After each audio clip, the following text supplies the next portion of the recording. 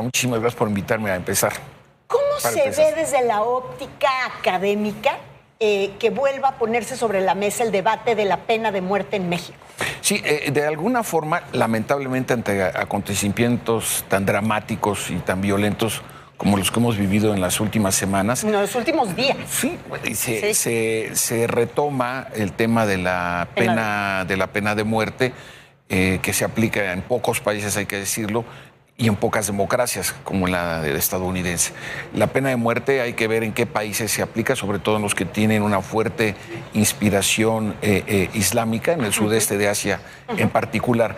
Y en esos, sí, claro, en Estados Unidos, como había comentado, y en ese sentido incorporarlo al derecho penal mexicano por determinado tipo de delitos. Recordemos que hace poco el fiscal general de la República presentó una serie de propuestas en donde el feminicidio no aparecía o aparecía después definido de otra manera. Solo días antes de que los peores feminicidios de los que se han tenido noticias en nuestra historia ocurrieran, ¿no? Por un lado tenemos, yo sin ser especialista en derecho, aunque sí estudioso los temas de seguridad, el primer problema sería definir o tipificar lo que es el término de un homicidio con una mujer por un asunto de género, ¿no?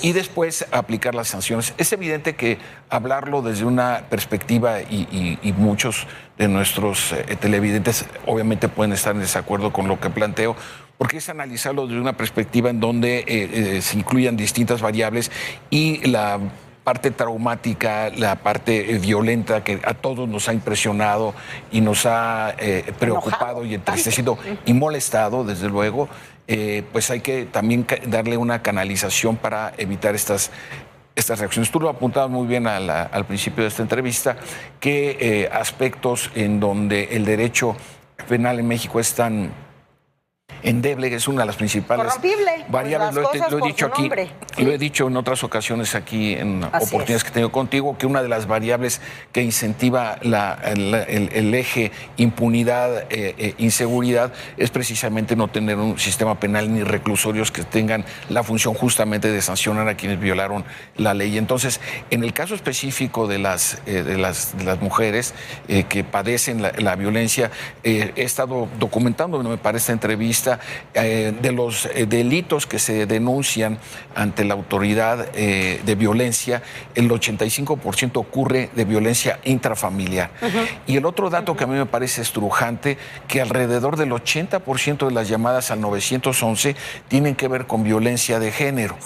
Entonces, con estos dos datos me parece que estamos en una sociedad en donde la democracia y los partidos políticos, pues nada más cuántas gobernadoras tenemos simplemente, ¿no? Claro. Estamos todavía como en la década de los 70 del siglo pasado, ¿no? Entonces, no se diga cuántas mujeres empresarias destacadas hay.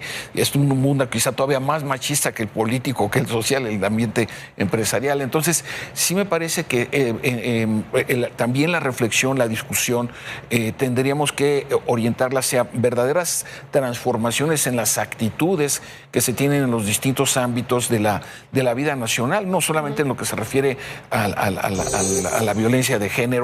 Sabemos